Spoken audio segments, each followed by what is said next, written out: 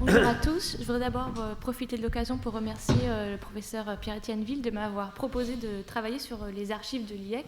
Donc vous avez ici un premier résultat. Alors l'Institut des hautes études chinoises a été fondé en 1920 et rattaché d'abord à la Sorbonne, puis au Collège de France depuis 1970. Comme je disais, il a été fondé en 1920, mais ce n'est qu'à partir de 1927 qu'un véritable programme d'enseignement est mis en œuvre à destination d'étudiants français et étrangers, dont une grande partie de Chinois. Donc je présente aujourd'hui les résultats d'une recherche en cours sur ces étudiants chinois, mais aussi plus largement sur les professeurs et les savants chinois qui ont été de passage à l'Institut. Je me suis intéressée à leur parcours, leurs conditions de vie et leurs relations avec les sinologues français. Je me suis appuyée sur le dépouillement des archives de l'IEC entre 1927 et 1968, à la veille des grands bouleversements dans l'enseignement supérieur français que vous connaissez tous, et du rattachement notamment de l'Institut au Collège de France. Avant de dresser un portrait de ces étudiants chinois et d'analyser leurs échanges avec les sinologues français, il est important de comprendre la spécificité de l'Institut parmi les institutions françaises qui accueillent des étudiants chinois dans les années 20 et 30. À partir de 1925, c'est l'attribution d'une importante subvention issue de l'indemnité des boxeurs qui donne un nouveau souffle à l'Institut, sous l'impulsion de Paul Pelliot et de Marcel Granet qui en devient d'ailleurs l'administrateur jusqu'à sa mort en 1940. C'est ce dernier qui organise un programme ambitieux d'enseignement, de création d'une bibliothèque et de publication. Vous avez ici le programme. Donc sur la droite, ce sont des agrandissements de la partie centrale pour que vous puissiez lire plus facilement. Les échanges intellectuels entre la France et la Chine sont au cœur de la mission de l'Institut, et cela à travers une double ambition. Premièrement, faire connaître la Chine et les Chinois en France et développer les études sinologiques. C'est ainsi que l'IEC propose le premier programme d'enseignement de grande ampleur sur la Chine à Paris et en France. Deuxième objectif, l'IEC vise à être le centre d'une collaboration scientifique vivante entre la France et la Chine. L'Institut fournit un cadre institutionnel pour accueillir des savants chinois, parmi lesquels, on l'espère, d'anciens étudiants de l'Institut. Je cite ainsi Granet dans son discours d'inauguration de ce programme. Quelques-uns d'entre eux, donc de ces étudiants, nous l'espérons bien, reviendront parmi nous, non plus pour apprendre, mais pour enseigner. Nous espérons aussi qu'il nous viendra des savants et des lettrés formés en Chine, et que leur enseignement nous apportera les résultats des recherches et des travaux chinois. Ainsi, l'IEC se distingue de l'Institut franco-chinois de Lyon, qui, à la même époque à Lyon, et de son partenaire, l'Université franco-chinoise de Pékin, qui prépare des étudiants chinois à l'enseignement supérieur en France, dans l'objectif de former les futurs dirigeants de la Chine. L'Institut, lui, est un lieu spécifique de formation à la sinologie, qui s'adresse à la fois aux étudiants français, ou européens, ou même autres, et aux étudiants chinois. Ce modèle témoigne aussi de la conscience de la spécificité de la sinologie française et de sa valeur. Ces cours de l'IEC visent ainsi à former les Chinois aux méthodes critiques et scientifiques de la sinologie française afin d'en faire bénéficier la recherche chinoise. Les activités d'enseignement de l'IEC connaissent leur âge d'or avant la Seconde Guerre mondiale. Après 1945, de nombreux sinologues ont disparu et les subventions s'épuisent, ce qui oblige à repenser le programme de cours et à réduire les activités. Enfin, la recomposition du paysage académique français après 1968 mènera au rattachement de l'Institut au Collège de France. Dès lors et jusqu'à aujourd'hui, l'IEC se concentre sur sa bibliothèque et ses activités de publication. Dressons maintenant un portrait de ces étudiants chinois qui viennent étudier à l'Institut donc à partir de 1927 principalement. Alors en 1929, l'IEC est rattaché officiellement à l'Université de Paris, ce qui lui permet de délivrer des diplômes. Pour être admis à l'Institut, il faut ainsi être inscrit à la fois à la Sorbonne et à l'IEC. Les statistiques que vous voyez proviennent des fiches d'inscription des étudiants dont nous disposons à partir de 1929. Alors ce chiffre du nombre d'étudiants ne comprennent pas les auditeurs libres qui sont plus ou moins nombreux selon les cours. Donc vous avez ici, en fait, ce sont les deux mêmes tableaux. En haut, ce sont les chiffres cumulés et en bas, non cumulés. Alors la majorité des étudiants sont des étudiants, en effet, mais il y a quand même quelques étudiantes. On peut distinguer donc, sur ce graphique trois grandes périodes. De 1929 au début de la guerre, il y a une trentaine d'élèves qui sont inscrits régulièrement à l'Institut, dont une moitié de Chinois. Les cours généraux de Granet et de Pelliot attirent un public nombreux et varié, souvent entre 50 et 60 auditeurs, dont une grande partie d'auditeurs libres, alors que les cours plus spécialisés sont suivis par 4 ou 5 étudiants, souvent, en majorité des Chinois. Ainsi, si l'Institut participe à la diffusion de la connaissance sur la Chine auprès d'un large public, on peut dire que la formation à la recherche sinologique proprement dite s'adresse à une élite, dont un petit groupe de Chinois. Deuxième période, pendant la guerre, l'Institut réduit ses activités du fait de l'absence d'une partie du corps enseignant, et l'Institut apparaît alors comme un refuge pour les étudiants chinois qui sont restés en France. Sur cette période, on peut voir que leur nombre dépasse celui des autres étudiants. Après la guerre et jusqu'au milieu des années 50, on observe le nombre global d'étudiants augmente, entre 45 et 50 en moyenne, et on observe un équilibre entre le nombre d'étudiants chinois et le nombre d'étudiants non chinois. Ce n'est plus le cas à partir des années 50, où l'on observe une hausse du nombre d'étudiants français. Alors cela est dû aussi aux inscriptions à la bibliothèque qui augmentent. Et alors que le nombre d'étudiants chinois stagne autour d'une quinzaine par an. Donc jusque dans les années 50, on peut dire que c'est cet équilibre entre les étudiants chinois et non chinois qui fait la spécificité de l'Institut. Ces chiffres montrent qu'en ce qui concerne les étudiants, l'Institut a réussi à créer les conditions des échanges franco-chinois qu'il appelle de ses voeux. Ces étudiants chinois de l'IEC sont en grande majorité originaires des grandes villes et des provinces côtières chinoises, au premier rang desquelles le Jiangsu, 30% des étudiants, suivi du Zhejiang, Guangxi, Guangdong, Anhui, Fujian et les grandes villes Pékin, Shanghai. La plupart viennent de familles aisées qui financent les études de leurs enfants en France. D'autres sont boursiers des gouvernements provinciaux chinois. Un bon nombre d'entre eux sont titulaires d'une licence obtenue dans les universités de Nankin, Shanghai, Pékin ou Canton, ou dans des universités fondées à l'initiative des puissances étrangères, telles que les universités jésuites Fudan et Aurore à Shanghai et l'université Tsinghua à Pékin. Quelques-uns sont diplômés de l'université franco-chinoise de Pékin, dont j'ai parlé un petit peu, et certains même sont titulaires de licences ou de masters d'universités japonaises, américaines ou britanniques. Alors à l'IEC, ils étudient en majorité le droit, les lettres, dont la sociologie, l'économie, l'histoire, et les sciences politiques. Quelques-uns seulement sont inscrits à la faculté des sciences. Il faut aussi noter la présence parmi ces étudiants de spécialistes qui sont en fait déjà formés en Chine, des fonctionnaires, des savants, des professeurs, et qui viennent préparer un doctorat français à l'IEC. Alors l'IEC délivre 2 diplômes spécifiques, mais c'est surtout le doctorat sous la direction des professeurs de l'Institut que viennent préparer les étudiants chinois. Donc ici, je donne quelques exemples de thèses soutenues à l'IEC. On en dénombre une quarantaine sur la période, dont 29 jusqu'en 1945 et 12 entre 1945 et 1968. Toutes ont été soutenues en lettres et en droit.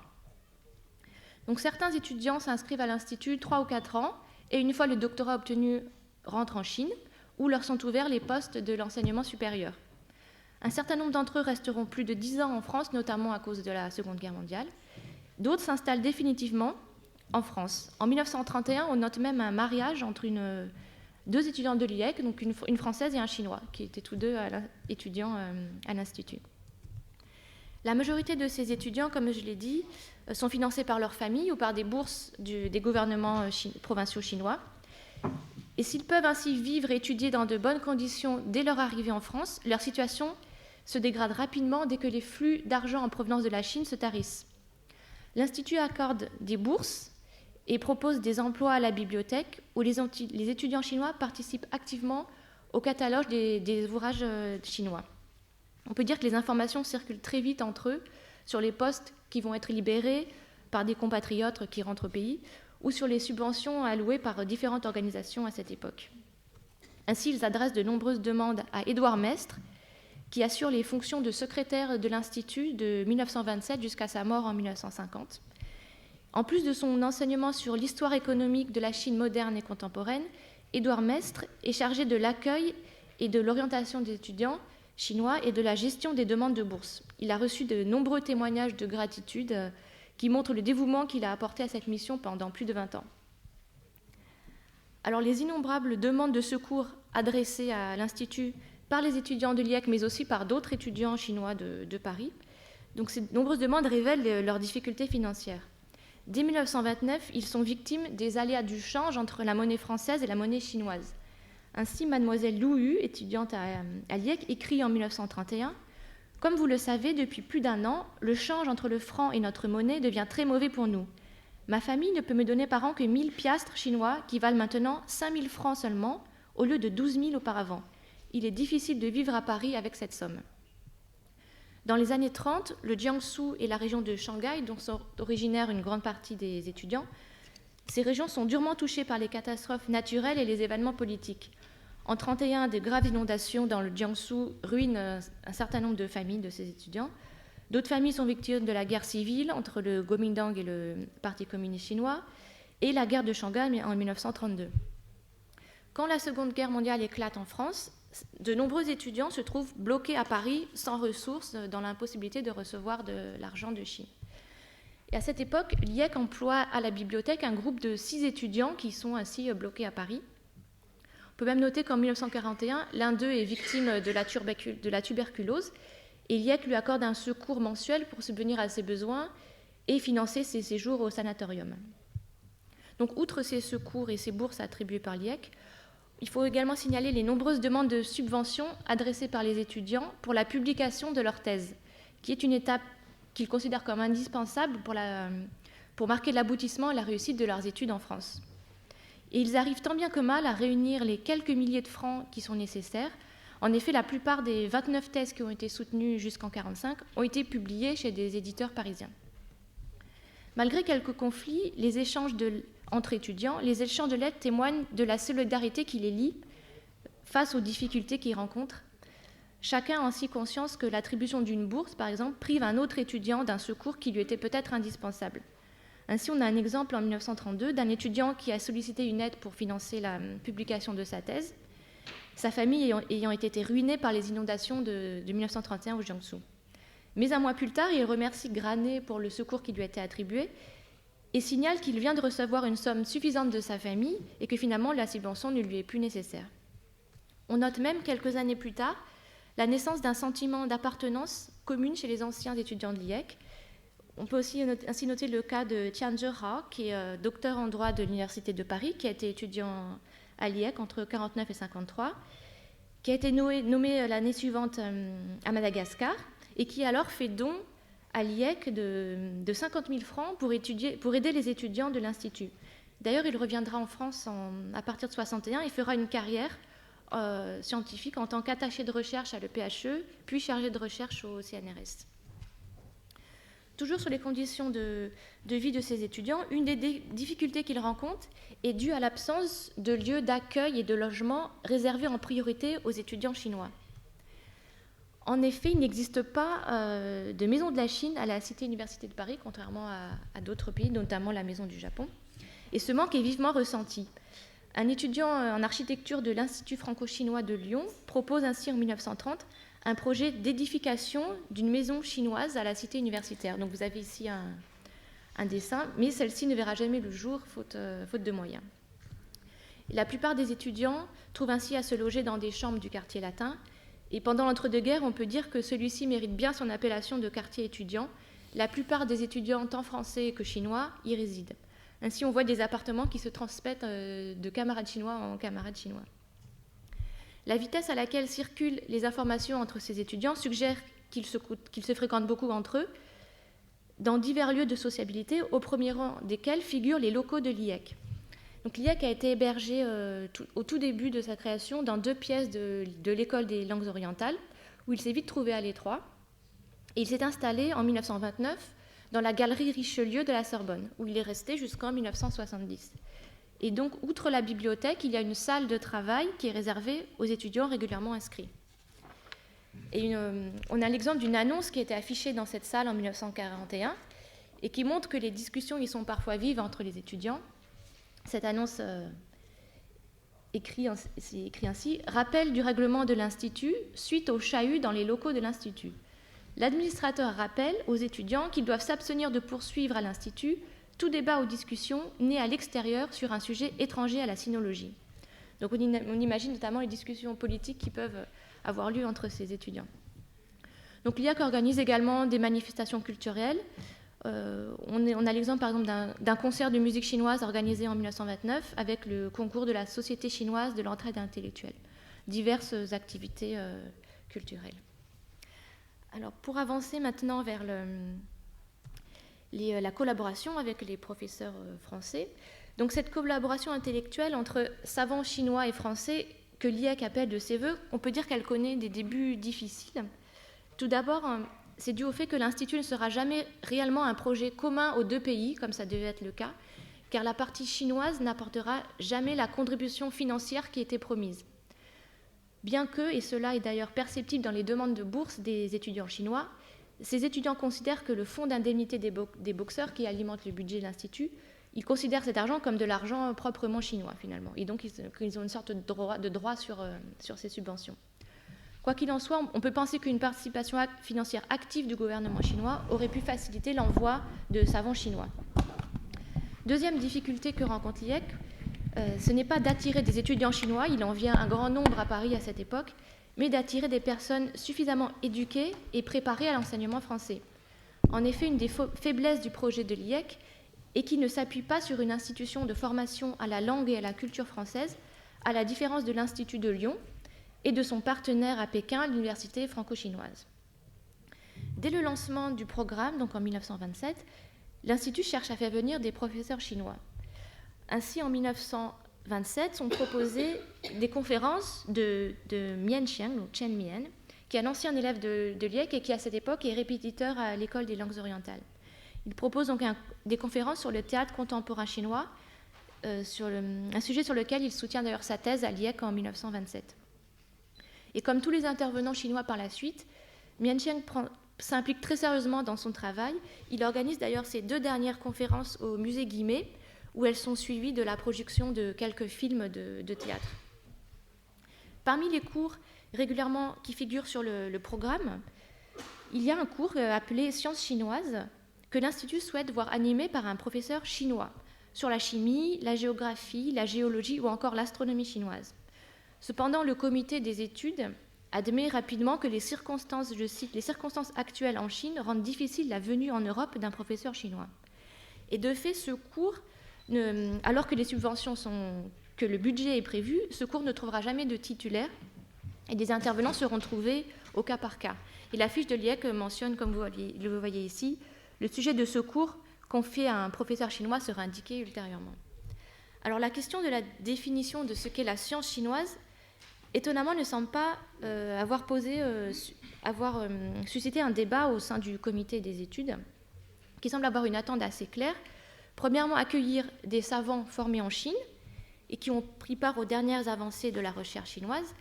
Et deuxièmement, dans des disciplines scientifiques dans un sens assez large qui comprend autant les sciences naturelles et les mathématiques que la géographie, par exemple. Alors, dès 1928, donc après Mian Qiang, donc pour ce cours de sciences chinoises, on trouve un premier intervenant qui est Shen Cheng, alors qui est surtout connu en France en tant qu'écrivain et poète. Alors, lui est arrivé dans le cadre du mouvement de travail-études, et donc il se fera surtout connaître en tant que poète et écrivain, notamment grâce à la publication en 1928 de cet ouvrage « Ma mère », alors, qui est connu donc, notamment par sa préface de Paul Valéry. Alors, dans les années 20, Shen Cheng suit des études de sciences naturelles et de sériciculture à Montpellier. Il séjourne dans différentes stations séricicoles en France et en Italie. Alors, le sinologue Arnaud Wissière, donc, qui était à l'époque qui présidait l'école des Langues et qui faisait partie du conseil d'administration de l'IEC, alors, il ne manque pas de relever la contradiction que représente ce cours donné par un Chinois qui était formé principalement en Europe. Je cite ainsi, « Son cours portera évidemment beaucoup plus sur la sériciculture, la botanique et l'entomologie occidentale que sur celle de la Chine, et c'est dans les procédés modernes français et italiens de fabrication et d'élevage que sa compétence pourra surtout s'affirmer.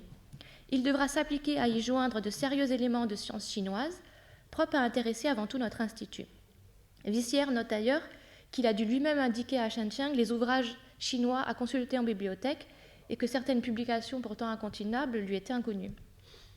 Alors Shen Cheng a beaucoup d'entre-gens dans les milieux je dirais, politique littéraire en France. Et il obtient, par l'intermédiaire du fils de Paul Painlevé, donc Painlevé qui était à l'époque président de l'Institut, il obtient le privilège d'enseigner dans un grand amphithéâtre de la Sorbonne.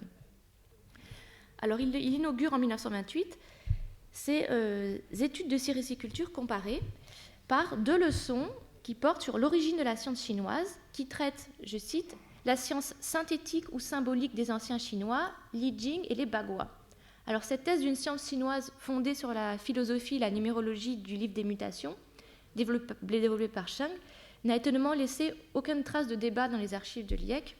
Pourtant, ces conceptions ne sont pas acceptées sans réserve à cette époque par la communauté scientifique française, comme le montre le refus à la même époque du sinologue Henri Maspero de diriger les travaux d'un étudiant chinois qui tentait de démontrer dans sa thèse l'existence d'une nouvelle planète dans le système solaire en alliant les données de l'astronomie moderne et celles du livre des mutations. Donc quoi qu'il en soit, les leçons de Shen Zhang ont fort intéressé le public, il a eu beaucoup de succès, et Visscher lui-même, qui était un petit peu sceptique au départ, a souligné la qualité de son travail. Granet en était également très heureux. Il écrit ainsi « Ainsi se trouve amorcée par une bonne expérience la collaboration entre Chinois et Français qui doit être l'un des tout premiers buts de l'Institut. » Alors ce poste toujours de sciences chinoises est occupé par la suite en 1929 par un professeur d'agriculture de l'université de Nankin et en 1932 par un professeur de lettres de l'université de Pékin.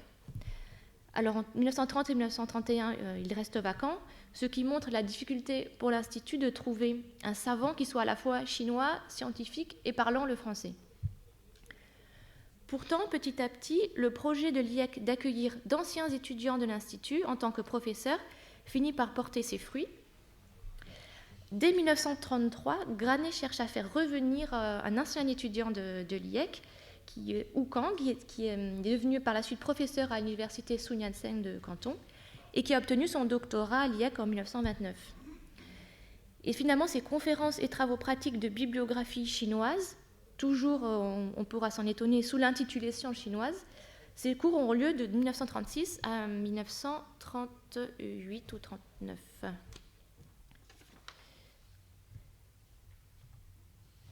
Alors paradoxalement, alors qu'on peut dire qu'après la guerre, l'Institut perd un petit peu de rayonnement qui avait été le sien avant la guerre, c'est à partir des années 50-60 que les échanges intellectuels qui étaient si chers à Marcel Granet prennent de l'ampleur. Des étudiants chinois de l'IEC sont intégrés progressivement dans les institutions de recherche françaises et des collaborations voient le jour, en particulier dans le domaine de la traduction. Certains anciens étudiants mènent une carrière scientifique et s'installent en France, souvent après avoir fondé une famille, et ils gardent un lien étroit avec l'IEC où ils sont d'ailleurs amenés à enseigner. Alors c'est le cas du célèbre traducteur du rêve dans le pavillon rouge, Li Jiehua, qui a étudié à l'IEC entre 1945 et 1953 et qui a mené une carrière brillante de traducteur en France, et qui a été couronné d'ailleurs en 2006 où il a été fait officier dans l'ordre des arts et des lettres.